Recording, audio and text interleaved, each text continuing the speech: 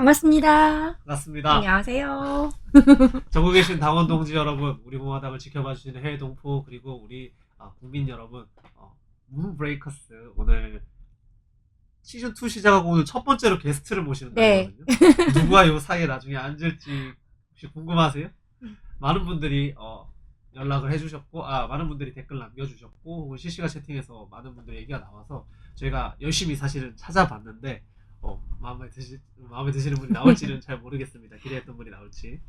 네, 뭐 우리 당원 동지 분이니까 이제 중요한 것은 누가 나오시든지 간에 열렬히 환영해 주시고 반갑게 맞아 주시면 좋겠고요. 또 뭐 원하던 분 못 뵀다고 아쉬워하시지 마시고 또 댓글로 또 남겨주시면 다음 회에 모시도록 하겠습니다. 오늘은 특별히 또 설 전의 방송이에요. 설 전 마지막 방송이라서 우리 게스트분 모시는 게 더 의미가 있지 않나 이렇게 생각을 해봅니다. 2주 만에 방송이고 박근혜 대통령 행신도 지났고 그리고 이제 대법원 판결도 났고 그 후에 이제 곧 있으면 설 명절까지 보내는 딱 2월의 첫 번째 방송 그리고 첫 번째 시즌2의 게스트를 모시는 방송입니다. 말씀하셨듯이 응원해주시고 예쁘게 봐주시고 그리고 이제 다음번에는 내가 원하는 사람 나오니 댓글로 열심히 이렇게 써주시면 됩니다. 이번에는 4주치니까 네 번째 모시니까 3주 동안 이제 열심히 이제 원하시는 분 초청 댓글 요구해 주시면 되겠습니다. 여러분께서 추천 안 해주시면 저희가 임의대로 선정하기가 너무 힘들어요. 그러니까 적극적으로 좀 달아주시기 바랍니다. 아마 내일 4시에 방송하는 거는 수요일은 아마 설 인사를 할 거고 내일 댁에서 편하게 휴식하시거나 아니면 이렇게 찌짐 꾸우면서 혹시나 방송을 보시는 게 아닐까 생각하는데 그래. 네, 무조건 본방사수가 안 되더라도 나중에라도 꼭 구독과 좋아요까지 녹방 봐주시고 댓글로 원하시는 분 남겨주시면 되겠습니다. 네, 마무리 그렇게 꼭 해주시면 감사하겠습니다. 자, 이제 슬슬 게스트분 모셔야 될 것 같은데. 자, 그러면 첫 번째 시즌2의 첫 번째 게스트 모시겠습니다. 하나, 둘, 셋, 빰! 헐, 뭐 하는 겁니까? 혼자. 짠! 이게 뭐야? 같이 하기로 해놓고 이렇게 매겨버린다고. 네, 여러분, 오늘의 게스트 바로 모시도록 하겠습니다. 짠! 자, 문브레이커스 시즌2 첫 번째 게스트, 우리. 야, 뻔뻔하다. 여러분, 그냥 진행해요. 네, 진짜 당황해가지고. 제가 언젠가는 꼭. 짠! 이거 뭐지? 복수를 하도록 하겠습니다. 이거 같이 하기로 해놓고 뒤통수를 완전 엄청 맞아가지고. 자, 첫 번째 게스트, 우리 공화당. 법정 여신이라고도 불리시던데 이진아 선배님 모시겠습니다. 큰 박수로 환영해 주시기 바랍니다. 안녕하세요 동지 여러분 반갑습니다. 문브레이커스 언제 저를 불러주나 사실 기다리고 있었어요. 네 감사합니다. 네, 새해 복 많이 받으세요. 우리 시즌 1 우리 청년 게스트 모실 때 그때 불렀었어야 했는데 너무 죄송스럽네요. 지금 뭐 젊음이 뒤처지지는 않으십니다. 그 에너지 그리고 실제로도 너무 동안이시잖아요. 감사합니다. 주름 하나 없으세요. 이게 저희가 모시게 돼서 더 영광이고 너무 궁금하신 게 많을 거예요. 우리 당원분들께서. 근데 참 안타깝지만 우리가 월요일 녹화를 하고 화요일 방송을 내보내니까 여러분들의 실시간 댓글을 그대로 전화 드릴 수 없다는 게 안타까운데 이제 저희가 여러분의 궁금증을 대신해서 최대한 풀어드릴 수 있도록 노력해서 진행을 해보도록 하겠습니다. 최근에도 법정에 계속 많이 가시죠?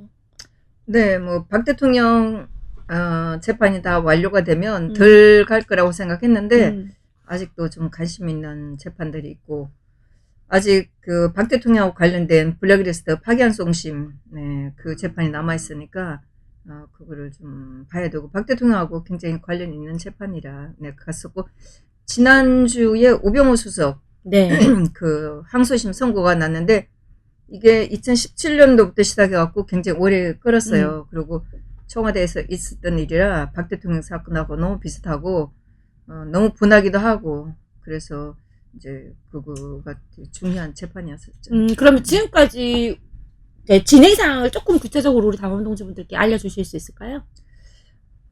박 대통령 재판은 사실 2017년 5월 2일인가 이때쯤 하고 5월 16일 이렇게 준비 재판 기일에 아마 그때는 저만 간 것 같아요. 그러고 나서 5월 23일 본 재판 열리면서 그때부터 다녔는데 박 대통령 재판은 추첨을 해서 들어갈 수가 있어서 한 10번 정도밖에 못 들어갔어요. 거기다가 박 대통령이 재판에 나오시지 않고서는 이제 사람들이 안 나오고 저만 다녔는데 그렇게 이제 저 혼자 박 대통령 재판 그때 뭐 블랙리스트 재판, 우병우 수석 재판 여러 군데를 한꺼번에 막 뛰어다녔었죠. 일단은 그때 이제 생각에는 정말 너무나 억울한 재판들이었기 때문에 우리가 가서 그 재판 받으시는 분을 응원을 해야 된다는 생각을 했었어요. 올바른 판결을 내릴 수 네. 있도록. 그런 억울한 재판을 받고 있는데 아무도 없이 재판 받으면은 굉장히 그 억울한 내용을 누군가 좀 들어주고 알아줘야 되는데 그럴 때 누군가 내 편이 있다고 그러면 참 힘을 받을 거라는 생각을 해갖고 우리가 다녀야 된다는 대통령뿐만 아니고 여러 사람들한테도 그래서 우리가 가야 된다는 생각을 하면서 다녔었어요. 사실은 그 말씀하신 것처럼 추첨을 통해서 법정에 진이 들어갈 수가 있기 때문에 입장을 할 수가 있기 때문에 사실 모든 재판을 들어가신 건 아니라고 하신다 치더라도 대한민국 전체에서 아마 박근혜 대통령 법정 모든 그 순서를 가장 잘 알고 있는 최고 전문가 역사의 산 증인이라고 보는 게 사실 가장 정확한 표현일 것 같아요. 박 대통령 재판은 추첨을 해서 들어갔었고 다른 재판들은 이제 오는 대로 들어갈 수가 있었어요. 근데 특히 삼성 재판 같은 경우에는 또 이제 들어가는 사람들이 많았었고 사실 법정에 가서 이제 줄을 서 있으면 삼성 직원들은 표시를 안 내요. 그래서 젊은 사람들이 많이 왔는데 그게 좌파들인지 삼성 직원들인지 거의 몰랐었어요. 그래서 뭐 이제 들어가면서 가끔 가다 보면 삼성 직원이라는 걸 좀 알게 됐고 근데 삼성 직원들은 솔직히 말해서 굉장히 저는 섭섭하다고 생각하는 게 지난번에 파기환송심 그 선고 날 때도 제가 그 전에 본 친구들도 있는데 뭐 이렇게 보면은 외면하고 모른 척하고 그런 경우가 참 많았었어요. 2017년도 이렇게 재판 받을 때 우리가 이제 엄마들이 아침에 가갖고 좌파들한테 당하고 그럴 때 우리가 좀 막 소리쳐갖고 좌파들을 몰아내주기도 했는데 왜 그렇게 막 겁을 내고 하는지. 아, 삼성 직원들이요? 네, 이해가 안 돼요. 그 겁을 먹는다라고 표현을 하셨는데 사실은 지금 우리나라의 모든 사실은 뭐 재계뿐만 아니라 정계, 뭐 언론계 모든 이제 사회문화 모든 조직 그 단체들이 사실 좌파들한테 겁을 많이 먹고 있단 말이에요. 근데 이제 사실 가장 용감하게 맞서고 있는 게 뭐 이준하 선배님이기도 하고 우리 공화당이기도 한데 사실 우리가 이제 그런 사람들에게 우리만 막 약간 이렇게 싸우면 이상한 사람 될 것 같은데 어떻게 그 사람들을 좀 이제 이끌고 선도할 수 있고 영감을 좀 줄 수가 있을까요? 그 뭐 영감 이런 건 모르겠지만 사실 우리가 지금까지 살면서 당해보지 않았던 정말 겪어보지 않았던 그냥 우리가 힘들긴 하지만은 그냥 우리나라가 계속 이렇게 나갈 줄 알았는데 이거는 완전히 체제 싸움이라는 생각을 하거든요. 그냥 우리가 지금까지 살았던 그 자유민주주의 국가로 살 줄 알았는데 어느 날 갑자기 박 대통령한테 그런 말도 안 되는 혐의를 씌우고 그 다음에 감옥에 가두고 지금도 마찬가지로 굉장히 이렇게 우리가 이해할 수 없는 그런 일을 당하는 걸 보고 이거는 우리가 뭐 정권이 단순히 뭐 이 사람에서 저 사람 넘어갔던 그런 정권이 바뀌는 수준이 아니라 나라 자체가 완전히 달라지는 거기 때문에 우리가 여기를 저항해야 된다고 생각하고 또 모르는 사람한테 우리가 알려줘야 된다고 생각하기 때문에 별로 이제 거기에 대해서는 뭐 겁을 내진 않고 사실 또 뭐 가진 게 많으면 잃을 게 많으면 또 겁을 낼 수도 있겠죠. 근데 저희는 뭐 가진 게 없기도 하고 정말 누구보다도 그런 정의감이 또 많다고 생각을 할 수가 있겠죠. 특히 우리 공화당 당원들 같은 경우에는 이게 단순히 박 대통령을 한 사람을 내쫓는 게 아니고 정말 나라 자체를 완전히 체제를 바꾸는 그 싸움이라는 걸 알기 때문에 우리가 누구보다도 용감하게 싸울 수 있다고 생각을 해요. 또 초창기에는 우리가 또 좌파들을 보고 겁을 먹었을지도 몰라요. 왜냐하면은 우리는 그냥 일상생활에서 열심히 생활을 하던 사람들이었고 한 번도 이런 사회운동 같은 걸 해본 적이 없기 때문에 좌파들이 좀 두렵기도 했는데 태극기 들고 4년 싸우다 보니까 이제 도리어 좌파들이 우리의 투쟁력을 무서워하지 않나. 아마 법정에서도 이진아 선생님을 멀리서 보면 저분 또 오셨구나 하고 심장 쫄깃해하는 또 좌파가 있지 않을까 그런 생각도 좀 해보거든요. 솔직히 우리가 무섭다 이렇게 생각하면 과연 뭐가 무서울지 생각해보면은 무서울 게 없거든요. 옛날에는 뭐 끌고 가서 뭐 고문을 한다든가 이런 게 있는데 지금은 고문을 안 하잖아요. 그렇기 때문에 저는 그렇게 무섭다는 생각은 안 해요. 우리가 말로 싸운다든가 정말 법정에서 뭐 이렇게 뭐 좌파들하고 싸워갖고 한다면 벌금을 낸다든가 뭐 아주 최악의 상황에서 우리가 뭐 감옥소에 뭐 구치소에 얼마 끌려간다든가 이거 외에는 특별한 일은 없다고 생각을 해요. 네, 그래서 그렇게 무섭다는 생각은 안 하고 법정에서는 정말 그 엉터리 재판을 보고 있으면 정말 속이 터지죠. 그래서 그거를 정말 이게 소리를 안 낼 수가 없어요. 검사나 판사가 정말 너무나 엉터리를 그러니까 법이라는 거는 네, 법이라는 건 우리가 생각할 때 상식이잖아요. 상식을 넘는 그런 말을 하는 걸 보면 이거는 잘못된 거죠. 그러니까 정말 소리를 안 칠 수가 없죠. 그러면 여기서 갑자기 이제 또 긴급 코너, 그 즉석 코너를 한번 만들어 볼게요. 뭐 상의가 없었던 건데 좀 다니면은 대한민국의 법치는 이미 2016년도부터 시작해서 무너지기 시작해서 2017년에 정점을 찍었고 지금은 아예 대놓고 이제 유린을 하고 있는데요. 누구보다 더 많이 법정에서 그것을 목도하셨을 것 같아요. 분노가 치밀었을 때가 한두 번이 아니실 것 같은데 내가 뽑은 혈압 폭발? 랭킹 3위까지 한번 뽑아보는 이런 코너 어떨까요? 모든 사는 사람들이 가장 이제 다 화가 나고 이제 체제 붕괴고 국가 붕괴긴 한데 이것만은 못 참겠더라. 법정에서 싸우는 멘트 혹은 이제 특정인이 뭐 위증 뭐 이런 여러 가지 구체적인 것들 때문에 가장 화가 난다. 뭐 자, 너무나 3위부터. 너무나 큰 사건이기 때문에 뭐 다 화가 났던 것 같아요. 대통령 사건, 그렇겠죠. 네. 네, 삼성 재판, 최수원 씨 재판, 우병우 수석 재판, 또 국정원 특활비 사건, 또 이영선 씨, 그거는 초창기 2017년도 이때쯤에 들어가서 본 건데 이영선 씨 같은 경우에는 그 박 대통령한테 대포폰 줬다는 거하고 네. 그다음에 불법 의료 시술 방조 그 이제 마사지 하시는 분을 뭐 청와대에 데리고 오고 밖으로 이제 네. 보내는 정도 했는데 사실 대포폰은 아무것도 아니에요. 내가 만들어서 주면 되는데 나는 과연 문재인한테도 묻고 싶어요. 대포폰 안 쓰고 있는지. 말이 대포폰이지 우리나라에서만 일어난 게 아니고 사실 국제적으로 얼마든지 도청 가능성도 있어요. 대통령 같은 경우는 충분히 쓸 수 있는데 대포폰 썼다고 해서 이영선 씨를 그리고 그것도 말도 굉장히 악의적인 게 불법 의료 방조. 진짜 박 대통령은 가족이 없어요. 다 붙이긴 안 해요.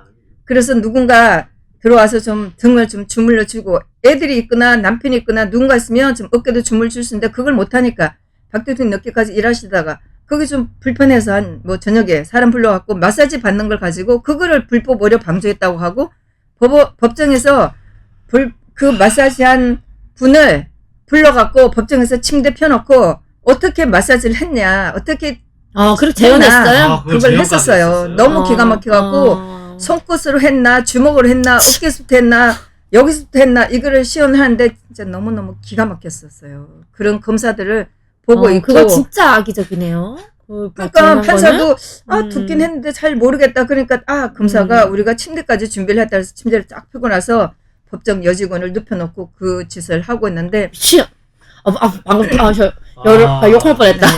그런데 이제 하신 분이 굉장히 아주머니가 굉장히 똑똑한 분이셨어요. 그래서 박 대통령한테 해줬던 거 마사지를 이렇게 해줬다. 그러니까 아무것도 아니라는 그런 게 증명이 됐었는데 정말 분한 거였었죠. 그럼 뭐 날짜까지도 기억할 수 있을 정도로 그때 우리가 아마도 여의도에서 아마 자한당 성토하는 그런 집회를 했을 때 아마 그 무렵에 그런 재판을 했었을 거예요. 그런 것도 봤고 뭐 고용태 재판에 민변에서 한 10명이 넘는 변호사들이 나왔고 그 중에 하나 김영민 지금 국회의원 한 김영민이 나와서 했었고 그랬는데 2주마다 재판이 열리는데 그거를 다음 주에 일주일 후에 열자고 하니까 피고인의 방어권을 위해서 그렇게 하면 안 된다. 그리고 변호사들도 우리가 준비를 해야 되는데 그렇게 할 수 없다. 이렇게 하는데 제가 밖에 나와갖고 막 그랬죠. 변호사들한테 누구는 피고인의 방어권이 있고 누구는 없냐. 박 대통령은 일주일에 4번이나 받았고 저녁 6시, 8시, 10시까지도 받았는데 막 화가 나고 막 소리를 쳤었죠. 뭐 모든 사건들이 정말 우리가 볼 때는 그는 법을 떠나서 기본적으로 상식적인 게 너무나 안 되니까 너무너무 화가 났었죠. 그리고 이제 최근에 같은 경우는 작년이었는데 이제 우병우 수석이었으니까 최수원 씨하고 박 대통령하고 국정농단 하는 거를 방조를 했다. 그거를 보고를 제대로 안 했다. 이게 이제 우병우 수석한테 뒤집어 씌운 죄잖아요. 그 이제 검사들이 하는데 최순실 하니까 제가 일부러 나와갖고 소리 질렀죠.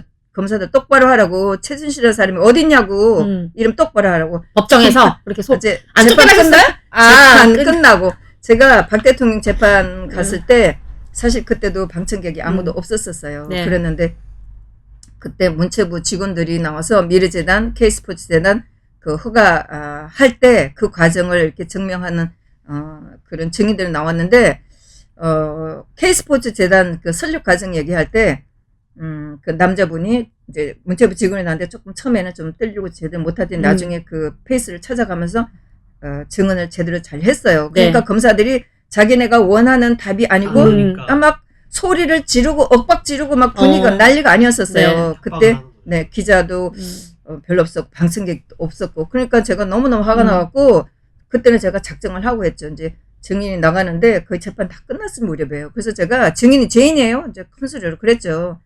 그래갖고 김세윤한테 쫓겨나서 그 다음에 이제 재판을 못 들어갔는데 그 장면 자체는 후회를 안 하는데 재판을 못 들어간 것을 생각하면 좀 후회를 많이 했죠. 그리고 또 제가 원했던 말을 탁 싸질러 된 것도 아니라서 그 이후에는 이제 재판이 끝나고 나서 검사들한테 얘기하는데 뭐 또 한편으로는 검사들 제가 굉장히 무시도 했지만 또 한편으로 고마운 것이 제가 굉장히 검사들한테 욕도 많이 하고 그랬는데 한 번도 이제 검찰들이 저한테 뭐라고 한 적은 없었어요. 예, 그게 이제 다행이고 뭐 박 대통령 재판에서도 마찬가지고 검사들 정신 차려라. 문재인이가 100년 간 줄 아냐. 얼마 안 남았다고 소리를 제가 뭐 여러 번 질렀었죠. 그랬는데 하여튼 다행스럽게 검사들이 뭐라고 하지는 않았었어요. 그런 말 할 때 혹시 검사들 반응이나 혹은 뭐 표정 그런 변화가 있습니까? 뭐 검사들이 듣거나 말거나 뭐 쏘아대고 뭐 저 멀리 있는 검사들한테 쏘아대기도 하고 나가는데 얼굴에 대고 쏘아대기도 하는데 못 들은 척 하더라고요. 뭐 그게 어쩌면 좀 저한테는 고맙기도 하고 다행스러웠었죠. 예. 정말 박근혜 대통령님 이 사기 탄핵에 대해서 진짜 누구보다 잘 알고 계시는 저는 옆에서 이렇게 대화를 하고 있는 것 자체가 신기해요. 왜냐하면 거짓과 진실 초반에 그러니까. 우리한테 설명할 때 항상 거기 나오셔가지고 저는 유튜브로 맨날 이렇게 뵙던 분을 여기 모셔놓고 이런 얘기를 한다는 게 저 역시 좀 개인적으로 반갑고 영광이네요. TV에서만 보는 연예인 보면 되게 신기하잖아요. 없는 사람이 내 앞에 와 있는 것 같고. 그래서 저도 이제 딱 이 톤과 이 표정과 이 딱 얼굴이 그때 예. 유종찬 그 거짓과 진실 나오셨을 때 정말 많이 우셨어요. 자주 우시고 진짜. 그 우실 때마다 저도 같이 따라 눈물을 흘렸던 기억이 나네요. 새록새록. 특히 이제 지난번에 그 이재용 부회장, 삼성 이재용 부회장 그 재판에 보면 변호인들이 한 로펌이 한 2개, 3개 정도에서 전체적으로 변호사들 한 10명 정도 나와요. 그걸 보면서 참 박 대통령은 아무도 없이 가족도 없고 나중에 가서 뭐 재판도 거부했지만은 변호사도 없고 국선 변호인이 나와서 하는 걸 보면서 참 그 생각하니까 너무 박 대통령이 안 됐어서 눈물을 흘리지 않을 수도 없고 내용 자체가 너무나 엉터리였고 재판 받을 무렵에도 방송에서 정말 박 대통령에 대해서 말하는 것들이 너무나 못돼 먹었고 지금도 어쩌다 보니까 그 4년 전에 2016년도 2017년도 이맘때쯤에 방송한 것들이 올라와요. 그래서 네. 그걸 제가 막 다 볼 수는 없고 뭐 5분 10분 보는데도 그걸 보면서도 야, 어떻게 저렇게 편파적이고 저렇게 엉터리를 말할 수가 있을까?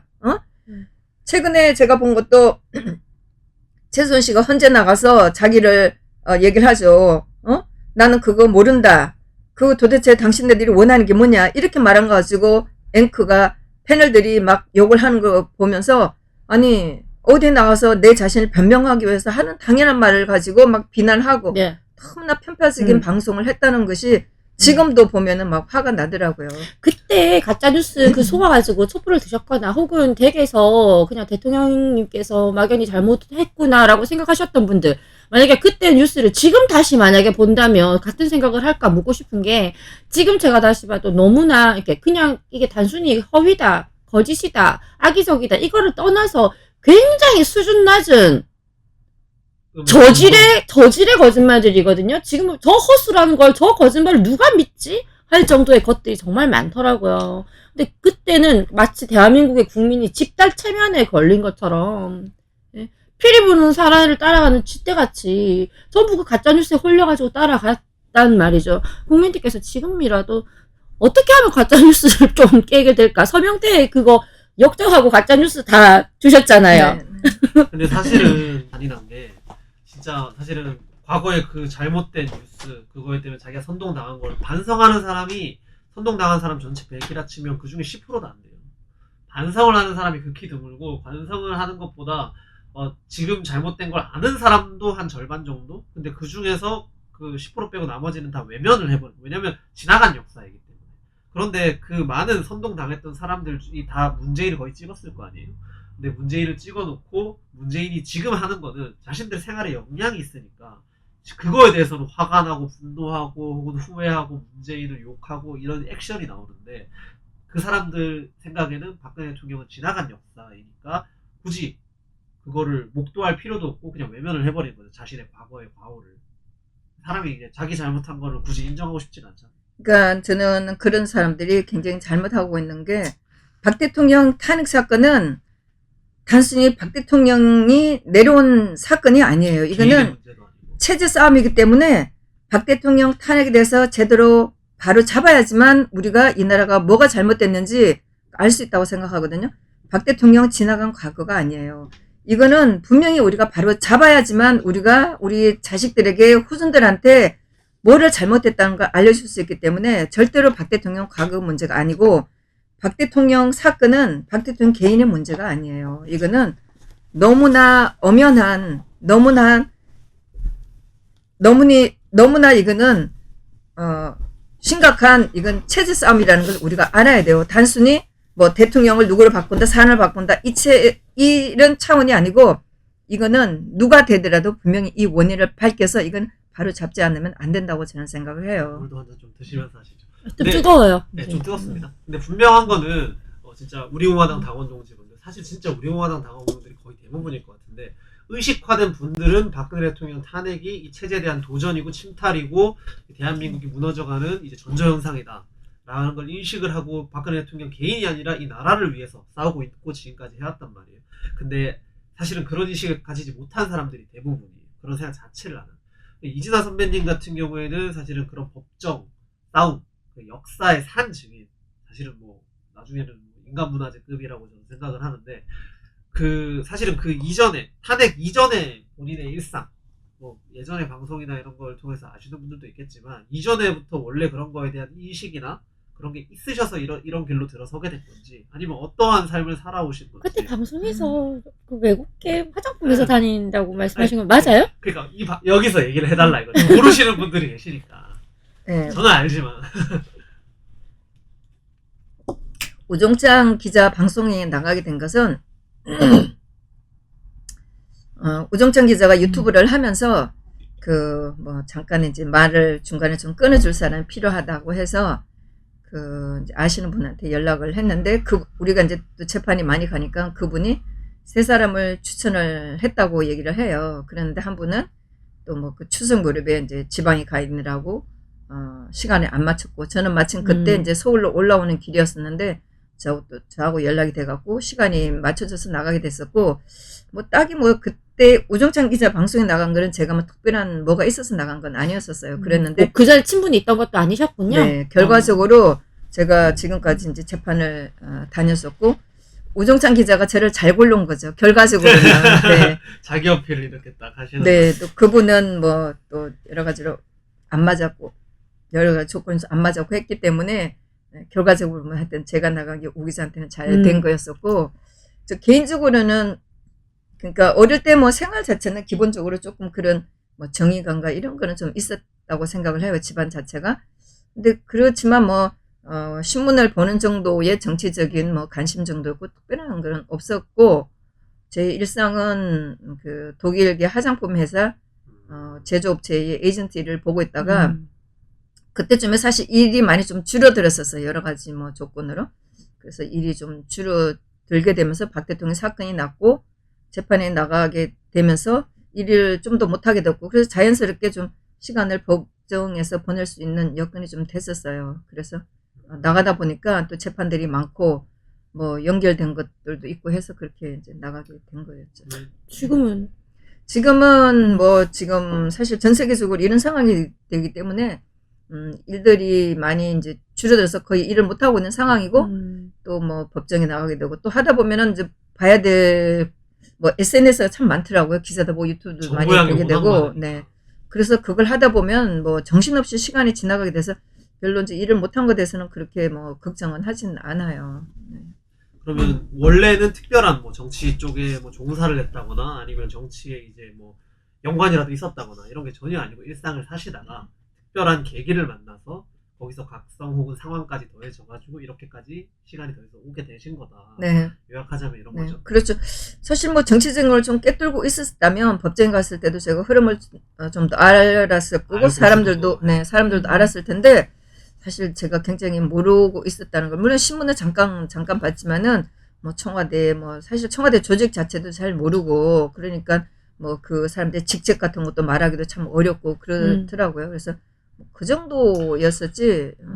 그럼에도 불구하고 진짜 저희가 봤을 때는 감히 저희는 꿈도 못 꾸잖아요. 그렇게 거의 모든 재판을 참관하시고 또 그 소식을 우리 당 당원들분들께 또 전해주시고 또 이제 참 감사한 거 같아요, 사무적인 진짜. 일을 좀 했으니까 의자에 앉아 있는 거는 잘 해요. 뭐, 네, 하여튼 몇 시간이라도 앉아 있고 또 제가 어릴 때부터 아니 직장생활 할 때부터 항상 그 뭐 외국인들하고 일을 하면서 항상 받아 적는 거를 메모, 했었어요. 예. 항상 메모를 했기 때문에 앉으면 항상 이렇게 적는 거를 해요. 그래서 앉아 있고 적고 하는 거는 뭐 저한테 잘 맞는 것 같아서 그렇게 뭐 힘들지 않게 했는데 법정에 들어가서 듣는 얘기들이 잘 모르니까 뭐 졸기도 하고 뭐 SNS도 하고 뭐 다른 일도 많이 했었는데 지금 생각하면 이제 지금은 많이 아니까 그때 좀 더 많이 듣고 필기도 할 거 이런 아쉬움도 좀 있죠. 저는 이제 뭐 살다가 저도 법원에 갈 일이 누가 있겠어요. 평범한 그렇죠. 사람이 별로 없잖아요. 최근에 저희 개인 송사로 인해 가지고 제가 원고 저도 보고 딱 한 번 가서 재판을 해봤는데요. 저는 정말 박근혜 대통령님 재판을 일주일에 4일씩, 하루에 4시간씩 이렇게 한다고 했을 때, 예를 들어서 다른 사람은 일주일에 한 3일 하는데 4일 하고, 요 정도인 줄 알았어요, 사실. 왜? 잘 모르니까. 그래서 제가 해보니까 15분 하더라고요, 여러분. 일반인 재판 15분 하더라고요. 15분도 네.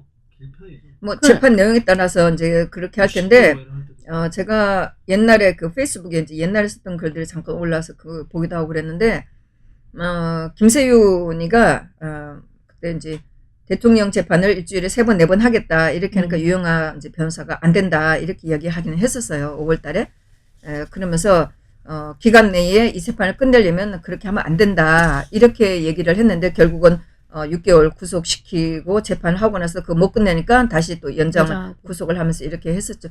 그때는 이제 6개월 안에 재판이 안 끝나면 석방을 해줘야 되는데 그 석방 안 하려고 그 안에 이제 재판을 끝내려고 하다 보니까 뭐 이렇게 했는데 결과적으로 6개월이 지나서도 재판을 못 끝내고 또 엉터리를 또 구속을 하고 뭐 지금까지도 구속을 한 이런 상태가 돼버린 거죠.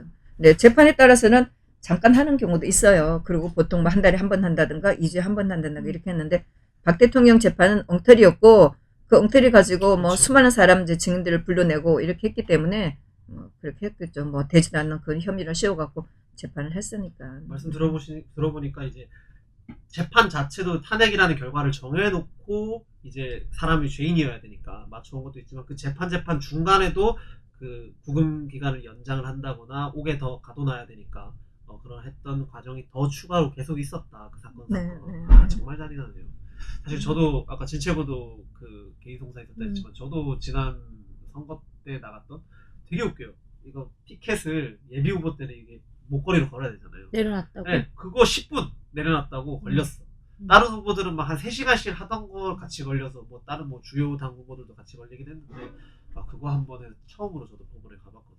근데 이제 말씀하신 것처럼 진짜 박근혜 대통령은 어떻게 이렇게 하시나 지금 생각을 해보면 사실은 선량하게 산 사람들이 사실 법원 한 번 가기가 되게 힘들잖아요. 그러니까 저도 이게 너무 내가 알던 거랑 좀 다른데 박근혜 대통령 4시간 했다고 그랬는데 너무 다른데? 이게 스케줄표를 보니까 다른 거예요. 그래서 변호사님한테 여쭙죠. 이거 뭐 내 재판 이거 이런 식으로 해도 그치. 되나? 몇 시간 해야 되는 거 아니냐? 그러니까 무슨 재판을 몇 시간씩 하냐고 저한테 도리어 그러시더라고요. 그만큼 박근혜 대통령님에게는 잣대가 달랐다. 재판 내용 자체가 박 공정하지도 대통령하고 않았고. 상관없는 것을 재판을 하면서 박 대통령 앉혀놓고 모욕주기 하는 거죠. 뭐 삼성 직원들이 한 얘기, 뭐 마사의 직원들이 한 얘기를 박 대통령이 어떻게 알겠어요? 근데 그런 내용을 박 대통령 피고인으로 모셔놓고 그런 자기네들이 수다 떤 거, 뭐 이런 얘기를 주고받고 있는 걸 보면 정말 속 터지죠. 사실 우리가 그런 걸 볼 때 박 대통령 무죄다 이렇게 생각을 했었어요. 밖에서 일어나고 있는 일들이 박 대통령하고 아무리 상관없는데 그런 사람들 불러놓고 신문을 하고 이런 거 보고 박 대통령 무죄다 이렇게 했는데 제가 있으면 그 사실을 가지고 하겠죠. 쓸데없는 걸 안 가지고 오고. 그런데 그런 거짓말 한 거 밖에서 자기네들이 했던 거짓말을 그걸 증거로 채택을 하고 실질적으로 박 대통령이 죄가 없다는 그런 증언한 것은 전부 다 채택되지 않고 너무나 억울하죠. 지금까지도 언론들이 아주 악질적으로 쓰고 있는 그 박 대통령이 했다는 참 나쁜 사람 이거 제가 8월 17일 여름 휴가가 지나고 나서 2017년 그 여름 휴가가 지나고 나서 당첨이 돼갖고 들어간 8월 17일 재판에 제가 들어갔었는데 네. 그날 진재수 과장이 나와서 그 얘기를 했었어요. 근데 전반적으로 이 사람이 전체적으로 좀 화가 난 상태에서 신문을 이제 그 답을 하고 그랬는데 이용하 변호사가 분명히 물었거든요. 이 얘기를 어디서 들었느냐. 그랬더니 나 그 얘기 어디서 들었는지 모르겠다. 술집에서 들었나 어디서 들었는지 모르겠다. 얘기를 했는데 아직도 박 대통령이 그 얘기를 했다고. 그날 제가 노트 필기한 걸 쭉 보면은 이 사람이 굉장히 박 대통령한테 결과적으로는 참 이렇게 좋은 내용의 진술을 하게 됐었어요. 그 사실대로. 그랬는데 그런 얘기는 하나도 안 하고 아직도 박 대통령이 그걸 했다고. 그거 아니거든요. 근데 그런 식으로 언론들이 너무나 왜곡하고 재판에 들어가 보면은 오전에 검사가 신문하는 거, 그 엉터리 가지고 신문하는 그것만 신문에 나오고 그 증인이 나와서 제대로 답한 거는 신문에 안 나오고 이러니까 진실이 제대로 밝혀지지 않고 계속 나쁜 얘기만 아직도 남아있고 그러니까 이제 저라도 재판에 들어가서 정말 진실을 보고 재판 분위기가 어땠다는 것을 저라도 이거를 보고 정말 증인으로서 이거를 목격을 해야 되겠다 이런 생각을 계속 했었어요. 지금 박근혜 대통령께서는 일단 대법원 판결까지는 일단은 끝났지 않습니까? 우리는 인정할 수 재심 말고는 사실 없지만 아무튼 지금 이렇게 절차상으로는 그렇게 되어서 우리는 뭐 사명이든 무엇이든 이제 대통령께서 건강한 모습으로 계실 수 있도록 빨리 건강을 위해서 하루 빨리 나왔으면 좋겠다 이런 입장인데 이렇다고 해서 뭐 대통령 지금 나오신다고 해서 우리 싸움이 끝나지 않은 게 이 좌파들의 민낯을 우리가 이제 다 알았고 이제부터 본격적인 전쟁은 이제부터 시작이다라는 대다수의 국민들께서 그렇게 생각을 하시잖아요. 앞으로 우리가 주의 깊게 지켜봐야 될 사건, 앞으로 진행 중인 재판 또 어떤 것이 있을까요? 저는 2017년도 때부터 이 싸움은 좌파들이 이긴 싸움이다라고 인정을 했어요. 그러면 이것을 우리가 하루라도 빨리 어떻게 끝내느냐 이게 중요하다고 봤거든요. 우리가 대충 해갖고 얘네들이 이길 수 있다고 보진 않아요. 결국은 얘네들이 뭐 그때쯤에 이해찬이가 나와서 뭐 20년을 간다 100년을 간다 이렇게 했기 때문에 저는 그 자체를 걔네들이 얘기한 그 자체를 인정하자 이거예요. 그러면 우리가 어떻게 이기냐. 그러면 우리도 혁명에 가까운 싸움을 해야 된다고 저는 생각을 해요. 그래서 이런 상황에서 우리도 싸우겠지만은 결국은 항상 인간은 결국은 자기끼리 빠지는 거잖아요. 그래서 자기네가 그렇게 기고만장해 있지만 지금에 와서 자기네들끼리 지금 싸우는 상황이 되잖아요. 네. 결국은 저는 자기네들끼리 싸우면서 망한다고 무너진다고 저는 봐요. 그럴 때 우리가 어떻게 재빨리 이 상황을 우리가 극복을 하느냐 그런 상황이 되도록 우리는 정말 열심히 싸워야 된다고 생각을 하고 우리도 혁명에 가까운 그런 싸움을 계속 해야 된다고 생각을 해요. 결국은 얘네들이 지금 자기네들도 자기 모순에 빠져서 싸우는 그날이 너무나 얘네들이 잘못되었기 때문에 그런 싸움이 그렇게 오래 갈 거라 생각지는 않아요. 근데 사실은 저는 그런 생각도 좀 많이 하거든요. 좌파들이 지금 운동권 세력들이 정계도 그렇고 뭐 언론계도 그렇고 있고 사회 곳곳 요소에 다 장악을 해 있잖아요, 사실은. 근데 그때 시간으로만 따지면 벌써 한 30년, 40년 뭐 이쯤 전인데 그때의 역사의 사람들이 지금의 역사를 장악을 하고 있는 사실은 뭐 체제를 역사를 뒤집은. 그런데 지금의 태극기 전사들이 약 한 3, 40년까지 전리겠냐마는 좀 한 10년, 20년 후에는 진짜 좀 그렇게 됐으면 좋겠다는 저는 희망을 조금이나마 가지거든요. 그 사실은 아까 진짜 저도 이제 이진아 선생님 방송을 뭐 매해 챙겨보진 않았지만 저도 종종 보다가 그때 듣고 사람이 참 망각의 동물에게 좀 잊어버리다가 또 이제 옆에서 또 생생한 증언을 또 목소리를 들으니까 가슴이 너무 미어지는데, 멀리서 보면 뭐 희극이고 가까이서 보면 비극이라는데 박근혜 대통령 탄핵은 멀리서 봐도 비극이고 가까이서 보면 더 찢어지는 비극이라고 생각이 들거든요.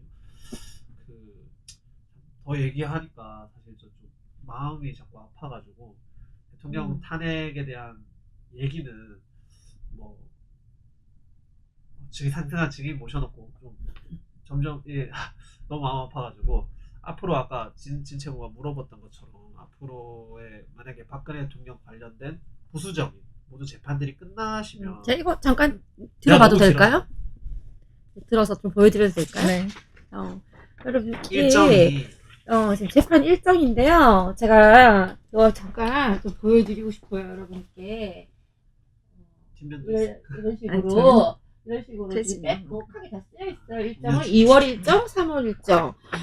이제 좌파 새끼들 다 죽었다. 이거지 이제 이진아 쌤이 한 건도 안 빠지고 또 쫓아다니면서 니네들 뭐라고 떠드는지 자 이제 하나 다 감시하신다. 다 죽었다 이제. 이거는 이제 관심 있는 재판들 예. 그 사건 번호하고 그 피고인들 정리해놓고 이제 이거에 따라서 일정들 체크하기도 하고, 그리고 이것은 박 대통령이 10월 13일까지 2017년 10월 13일까지 재판에 나오셨던 거 그 재판 일정하고 뭐 피고 그 증인들 나온 거 이렇게 메모해 놓은 거 이런 거, 이거는 우종창 기자가 아마 탄핵 백서 준비하면서 이거를 좀 정리를 해달라고 해서 제가 이거는 정리를 보면 뭐 어디 해놨었어요. 변호사 사무실 사무장님 같으세요. 뭐 스케줄표하고 들고 다니시는 게. 이게 박근혜 대통령 관련 재판들이 다 끝난다 하더라도 그 법정 여전사 이진아 선생님에게 투쟁은 끝나지 않을 거라는 걸 예고하는 느낌인데요.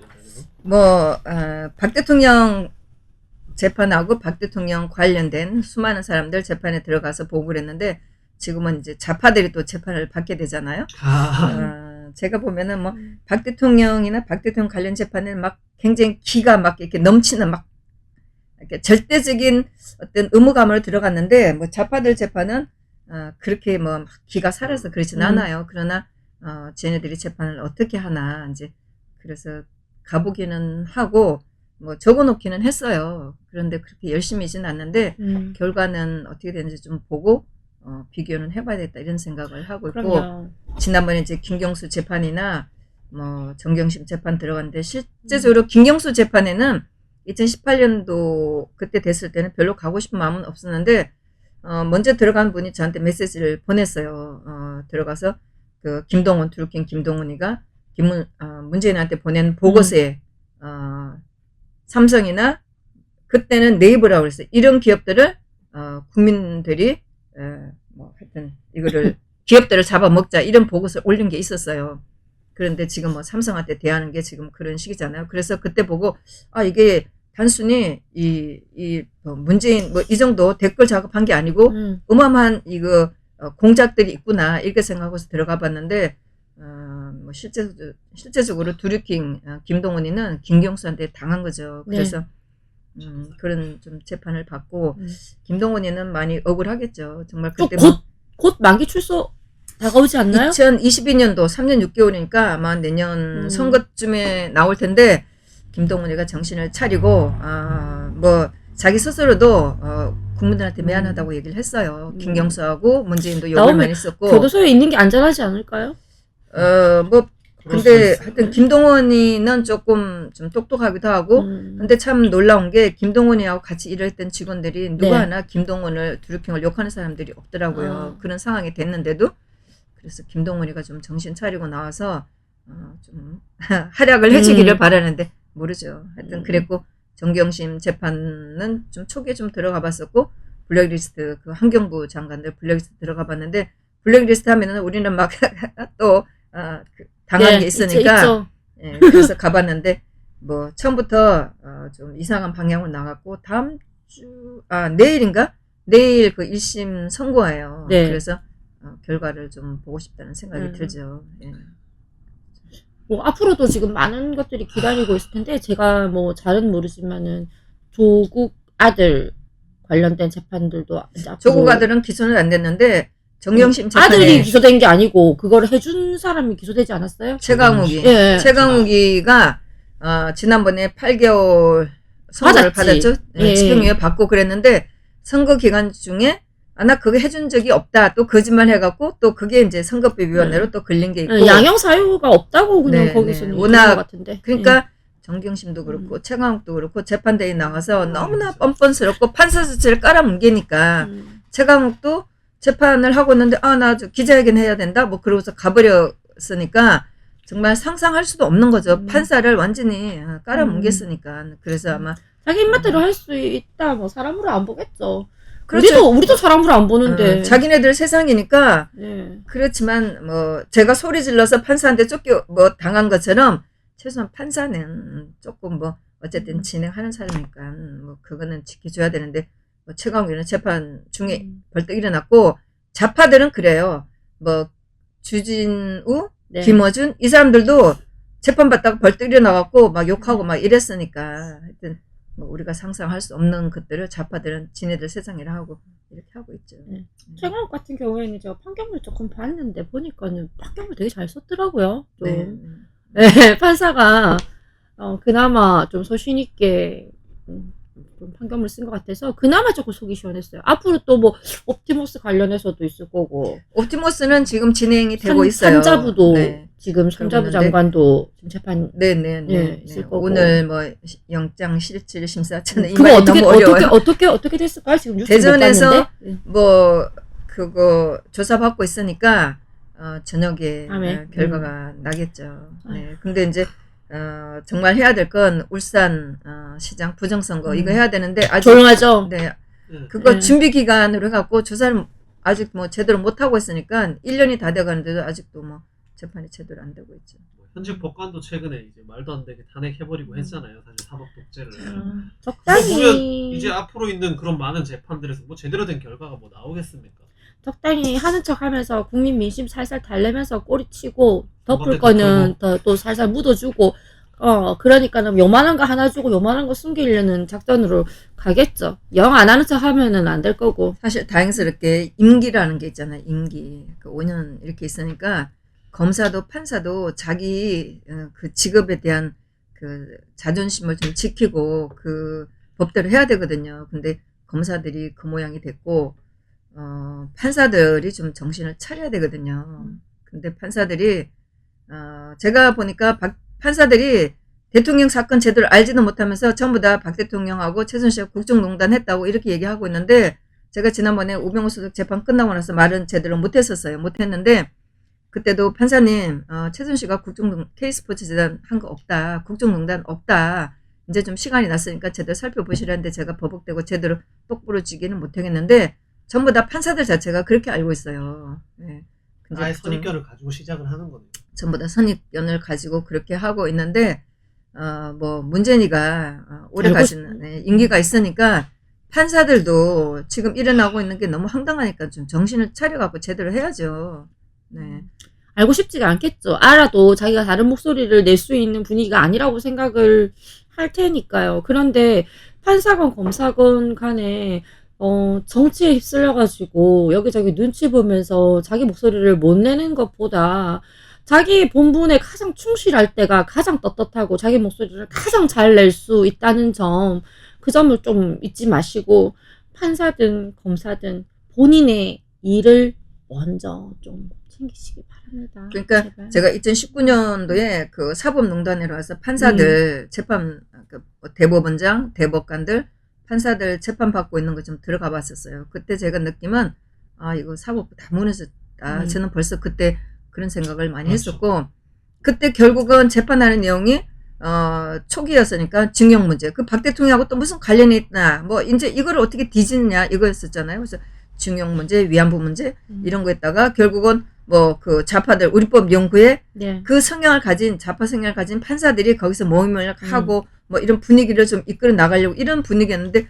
지금도 재판이 그런 성향을 가진 그 판사들한테 어떻게 뭐 불이익을 줬나 안 줬나 이런 거를 따지고 있으니까 참 그러면서 뭐 우리법 연구회가 지금 뭐 다 장하고 있는데. 이제 그러다가 이제 판사들이 당하고 있다가 뭐 이제 뭐 판사들이 무죄는 받긴 받았어요. 그러고 나니까 결국 무죄 받으니까 국회로 들어간 그 좌파 판사였던 인간들이 나서 갖고 판사를 탄핵시킨 이런 일이 나니까 정말 법원에서도 좌파 성향을 있더라도 법대로 해야 될 거 아니에요. 그러면 정신 차리고 정말 이 문재인이가 하고 있는 이런 악행에 대해서 저항을 해야죠. 그러니까 보면은 민주주의의 꽃은 선거라고 하지만 민주주의의 뿌리는 삼권 분립이거든요. 그렇죠. 삼권 분립이 민주주의 근간인데 그 삼권에 대한 견제 역할을 다 지금 전혀 안 흔들어 하고 있죠. 버렸죠. 뿌리째 없애버렸어요. 그러니까 지금 완전 문재인 정권이 모든 권력을 장악한 이런 상태가 되어버렸는데요. 근데 사실은 정확한 말로 뭐 법치가 무너져 내렸다 이런 표현보다도 견제를 뿌리째 뽑았다 이런 느낌보다도 견제를 안 하고 스스로 굴종을 해버린 그 성향이 더 큰 것 같아요. 특히 사법부 그 다음에 이제 국회도 마찬가지고. 그러니까 어디나 진실을 알고 있는 사람은 있어요. 응? 저는 뭐 헌재 재판관이든 또 지금까지 법원에서 박 대통령 관련된 재판을 잘못한 판사든 이 사람들은 뭐 저는 뭐 결코 또 저 같은 사람들도 있고 했기 때문에 결코 편하게 살 것 같지는 않아요. 언젠가는 맞아요. 자기네 한 짓에 대해서는 증인이 있으니까. 네. 뒤집어질 날이 올 겁니다. 운명의 쳇바퀴는 돌고 돈답니다. 언젠가는 그 벌이 당신에게 간답니다. 사람이 양심적으로 살아야 되는 이유가 그거잖아요. 이번 기회도 또 온다고. 물론 우리가 뭐 판사들도 마찬가지고 판단을 잘못할 네. 수도 있어요. 그렇지만 자기가 재판장에서 들은 사실을 가지고 법대로 재판을 해야 될 텐데 그렇게 하지 않았다는 게 우리가 가장 가슴 아파하는 거고 우리가 뭐 큰 소리를 낼 수 있는 그런 거죠. 판사면 법대로 하는 거니까 법대로 했어야 되는데 그걸 못한 것이 우리한테 비난을 듣는 거죠. 제가 우리 당원 동지한테 들은 말 중에 가장 가슴에 감명 깊었던 말이 우리가 지금 투쟁을 한다고 박근혜 대통령의 그 비극적인 역사적 그 사건이 뒤집히진 않을 거다. 근데 지금 우리가 싸우면 10년, 20년 뒤에 역사의 평가를 우리가 뒤바꿀 수 있을 거다. 혹은 향후 얼마 뒤에 그 말을 하면서 그게 우리가 지금 싸워야 하는 일이고 그게 우리가 지금의 미래의 대한민국을 구하는 길이다라고 얘기를 한 게 생각이 나면서 결국 지금 이진아 선배님 그리고 우리 공화당 당원 동지분들이 곳곳에 서명대에서 일상에서 싸우는 의미가 다 그런 곳에서 또 박근혜 대통령이 침묵으로 투쟁하는 의미가 다 그런 곳에 있지 않을까 싶습니다. 당연한 말씀인데 바꿔지지는 않지만은 이 진실을 향해서 우리가 투쟁했다는 건 역사에 남겨야죠. 그 사실 자체를 넘어갔으니까 그냥 그대로 살아나간다. 이거는 맞아요. 투쟁에 나가야죠. 개돼지하고 똑같은 거죠. 예. 우리가 지금 이 잘못된 거, 이 진실은 우리가 숨길 수는 없어요. 우리가 진실을 향해서 이거는 싸워야 되는 거예요. 잘못된 거는 분명하게 우리가 저항을 해야 된다는 거죠. 저는 옆에 또 서명대에서 이런 또 말씀을 드리기도 했는데, 이제 우리가 너무 색깔론에 빠져 있다. 그렇죠. 뭐, 우리는 지금 현재 체제가 흔들리고 있고, 이것은 이제 공산주의자들에 의해 이루어지고 있다라고 주장을 하고 있지만, 체감하지 못하는 분들은 그냥 우리가 색깔론에 빠져 있는 걸로도 생각을 하실 수 있겠다라는 생각을 하고, 거기에 대해서 제가 이렇게 말씀을 드렸어요. 그래가지고, 생각을, 뭐, 제 말이 논리적이거나 그렇진 않지만, 현장에서 어머니들한테 가장 잘 얘기해서, 어머니, 죄 없는 대통령도 하루아침에 잡아가는 세상인데, 어머니 잡아가는 거는 일도 아니지. 어머니 나쁜 사람 만드는 거는 일도 아니다. 멀쩡한 사람을 잡아가지고 3년, 4년 지금 이렇게 있는데, 우리 하나 잡아가도 아무도 모른다. 그런 세상을 원하냐고. 그거는 증명이 됐잖아요. 작년에 그 잠실역에서 이거 전단지 돌리다가 지하철역에서 네. 네. 뒤에 손 묶여갖고 수갑 채워갖고 여자분. 와서 하루 있었잖아요. 그거는 증명이 되고 있잖아요. 그리고 뭐 우리 같은 경우에 우파 성향을 가진 우리는 뭐 고소당하고 법정에 끌려가고 벌금 내고 지금 이루어지고 있는데 비일비재하죠. 그분들이 지금 모르고 있지만은 그게 누구나 닥칠 수 있는 얘기예요. 그러니까 이게 단순히 뭐 우리 뭐 그런 거창한 얘기까지도 필요 없다. 이 사업 체계가 무너지고 대한민국 법이 국민을 지켜주지 못하면 국민의 생명과 안전을 지켜주지 못하고 개인의 자유를 보장해주지 못하면 결국에 그 화살은 우리에게 오게 되어 있는 것이다. 박근혜 대통령 야 너희들이 말했을 때 제왕적 대통령이라며 대통령이 절대 권력이라며 그래서 끌어내야 된다며 그런 대통령도 하루아침에 몰아내는 나라가 대한민국이 되어버렸다고. 우리가 나 하나 잡아가는 거 일도 아니라고. 야, 박근혜 대통령이 재앙정 대통령이었으면 문재인은 뭐죠? 신인가? 네, 뭐 크게 생각할 것도 없이 아, 얼마든지 억울한 일은 일어날 수 있는 거고 사실 뭐 박 대통령 재판을 보면서 저는 박 대통령 성격을 참 많이 이해할 수 있다고 생각을 해요. 굉장히 자존심도 강하고 그런 품격을 지키려고 생각했었고 제가 이렇게 느끼기에 뭐 최소은 씨 이렇게 욕을 많이 하는데 박 대통령은 최소은 씨를 개인적인 업무 때문에 업무적으로 썼었어요.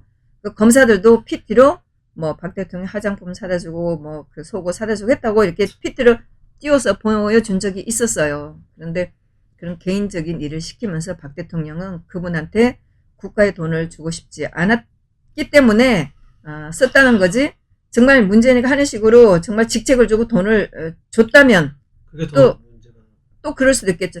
그리고 또 제가 보니까 최소은 씨가 뭐 경제적으로 그렇게 빈곤한 사람은 아니었잖아요. 결과적으로.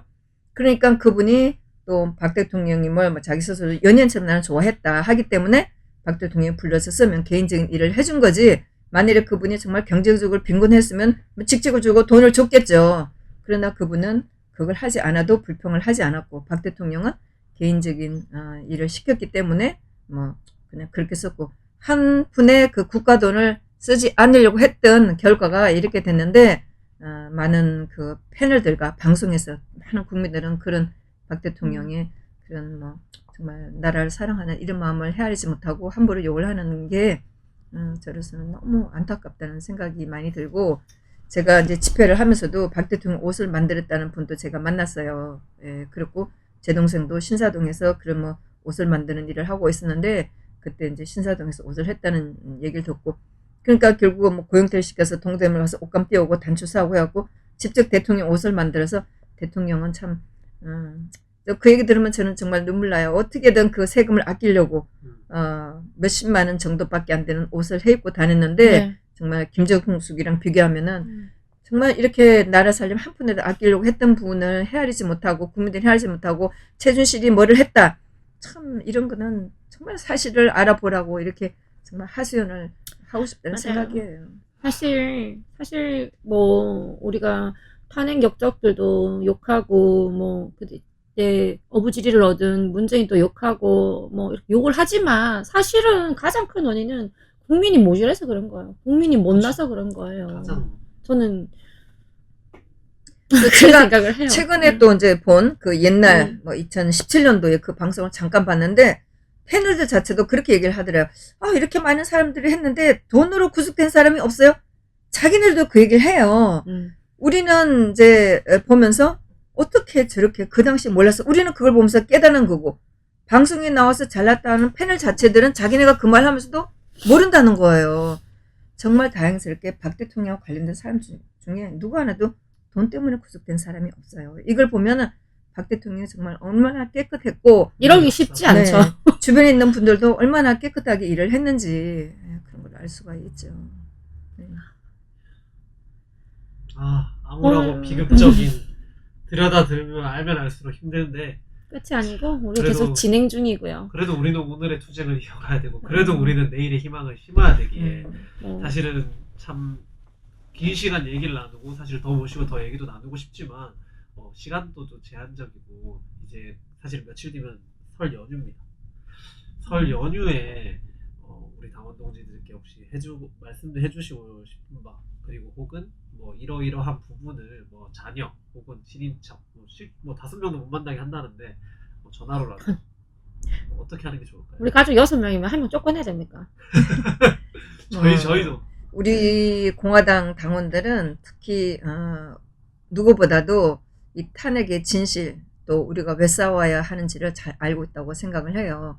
뭐 이것은 구정이라 또 어느 날이라 특별한 날이라서가 아니고 항상 우리는 우리가 왜 싸워야 되는지를 분명히 인식을 해야 된다고 생각을 합니다. 그리고 다행스럽게 박 대통령께서 잘 투쟁을 하고 계시고 어디에 계시든 정말 열심히 싸워주시고 계시기 때문에 우리가 힘을 낼 수가 있고 또 그럼에도 불구하고 또 오종찬 기자가 재판 기록을 가지고 또 진실을 알려주려고 하고 있고 저는 뭐 어설프게나마 또 재판장을 다니면서 분위기를 보고 있고 이렇게 진실을 알리고 있는 사람들이 있기 때문에 있으니까. 네, 우리 동지님들 힘을 내시고 물론 우리가 소수일 수는 있어요. 그러나 세상을 움직이는 건 소수예요. 많은 사람들이 움직이지는 않아요. 그래서 우리는 정말 역사적인 위대한 투쟁을 하고 있다는 자부심을 가지시고 열심히 투쟁해 주실 것을 정말 제가 부탁을 드립니다. 언젠가는 우리가 승리를 할 거니까요. 아 정말 가슴 울리는 약간 그런 달병 가셨어요. 이걸 이렇게 깔끔하게 딱. 또 한 가지 제가 말씀드릴 포스도 거는 지금 완전 장난 아니셔요. 우리는 누가 부탁을 해서 이런 맞아. 투쟁을 하는 건 아니에요. 우리 스스로가 우리들 스스로한테 주는 훈장이거든요. 그래서 우리의 시련이 크면 클수록 우리가 받는 스스로의 훈장은 커진다는 그런 자부심을 가지고 굴하지 말고 투쟁을 해주시기를 정말 부탁드립니다. 네, 우리 당원동님들 힘내시라고 멘트 하셨는데 저희 둘이 힘을 제일 많이 얻은 것 같아요. 진짜 힐링 받은 것 같아요. 방금 그 말에서 말씀해서. 네, 맞습니다. 이렇듯 우리 모두 스스로 힘을 더 주시고 우리 2021년 새해 신축년에는 박근혜 대통령님과 함께 하는 날이 진짜 빨리 올 수 있도록 더 열심히 힘내서 싸워야겠다. 그런 말씀 드려봅니다. 이거 끊긴 건가? 아니 찐한 여운이 이게 잘라야지. 쫙 남아가지고 네. 제가 입이 떨어지질 않았어요. 뭐 또 박 대통령께 드릴 수 있는 그 가장 큰 용기는 우리가 열심히 싸우고 있다는 거예요. 저는 박 대통령을 보면서 저분이 감옥 속에서 무슨 말을 하고 싶겠어요. 어떤 말도 안 먹힐 거잖아요. 어머니도 그렇게 가셨고 아버님 그렇게 됐을 때 정말 세상이 나서서 박정희 대통령을 매도했을 때 저분이 얼마나 힘들었을까. 그런데 또 본인도 이렇게 된 세상을 보면서 어떤 말도 하고 싶어 하지 않을 거라는 생각을 해요. 그래서 저는 그분의 침묵을 너무나 공감을 하고 정말 말할 수 없는 말 못하는 저분을 위해서 우리가 이렇게 소리치면서 싸워야 된다는 그런 생각을 많이 해요. 오늘 정말 가슴을 울리고 그리고 이제 알고 결국에는 한 건 하고 가시네요.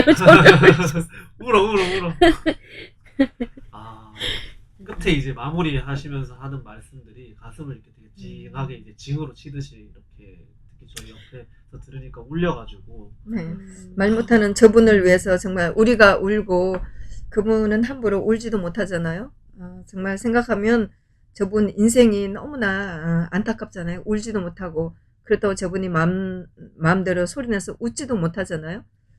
그래서 그거를 우리가 대신 해준다 생각하니까 생각하면 다 가슴이 아프고 너무 안타깝죠.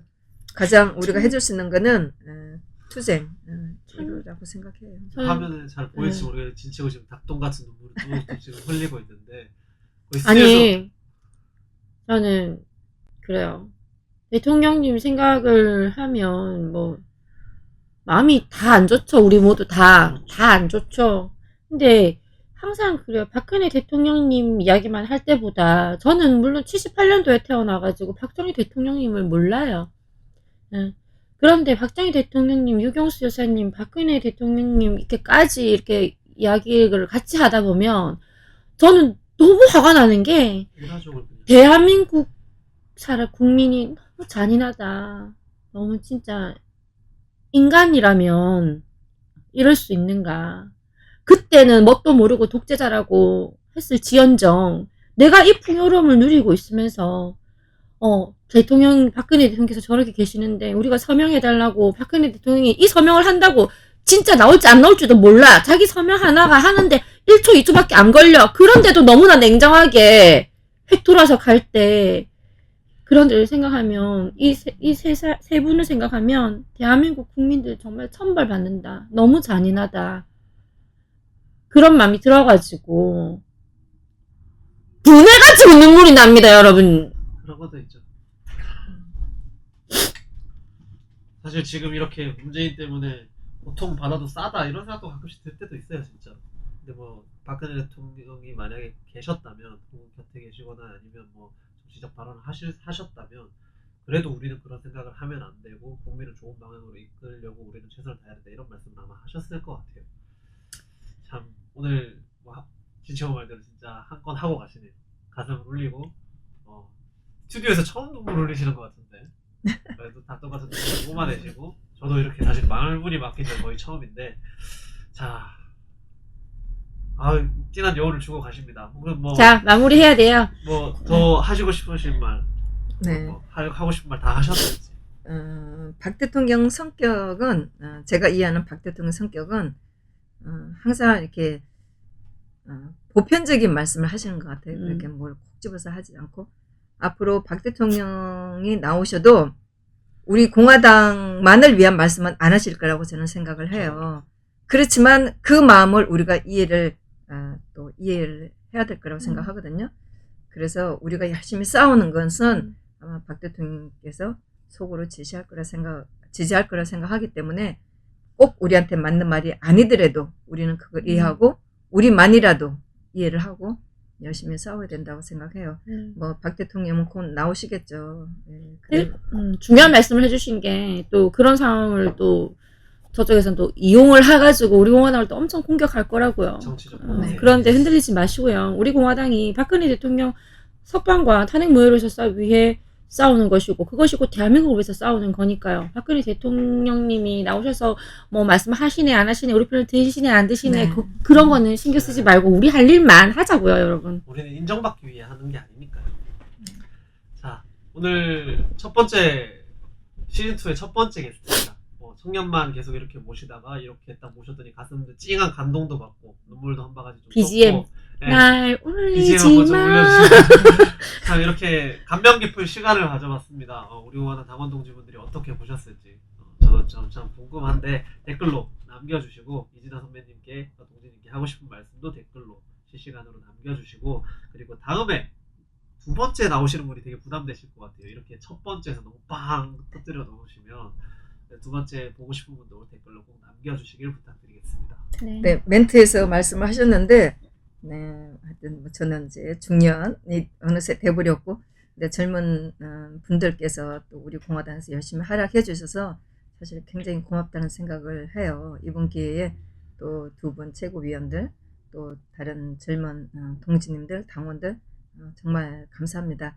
우리가 갖는 열매가 당장 오진 않더라도 언젠가는 정말 우리나라에 정말 큰 역사적인 일을 하는 거니까 흔들리지 마시고 꼭 열심히 싸워주시기를 부탁드립니다.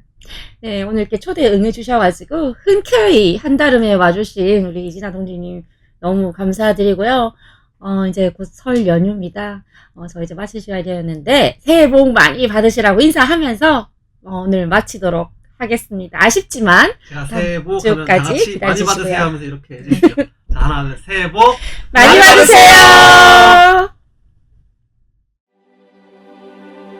우리는 바쁘게 움직일 수밖에 없습니다. 편히 쉴 수도, 잠을 잘 수도 없습니다. 그러나 내일을 함께 꿈꿀 수 있다는 사실 하나는 약속할 수 있습니다. 그래서 우리는 위로가 됩니다. 때론 용기가 되고, 때론 정의가 되기도 합니다.